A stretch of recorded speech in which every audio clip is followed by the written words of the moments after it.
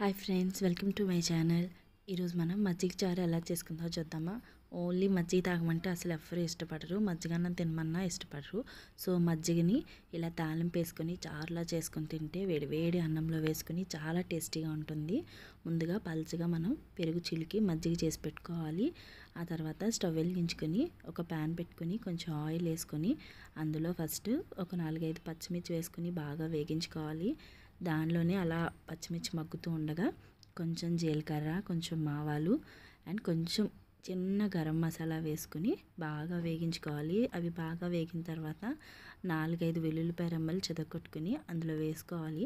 అలాగే కొంచెం కరివేపాకు, దాని తర్వాత కొద్దిగా 4-5 ఎండుమిరపకాయలు కొంచెం చిన్న చిన్న ముక్కలుగా చేసుకొని అవి కూడా వేసుకొని తాలింపు బాగా వేడయి బాగా మగ్గనివ్వాలి.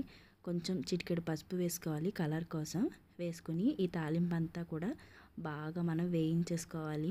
బాగా వేయించుకున్న తర్వాత బాగా మగ్గిన తర్వాత ఒక 2-3 మినిట్స్ గరిటె పెట్టి అలా తిప్పుకొని మనం ఆల్రెడీ మజ్జిగ చేసి పెట్టుకున్నాం కదా, సో ఆ మజ్జిగలో మనం ఈ వేసుకున్న తాలింపు అంతా కూడా ఆ మజ్జిగలో వేసేసుకుని చక్కగా కలుపుకోవాలి.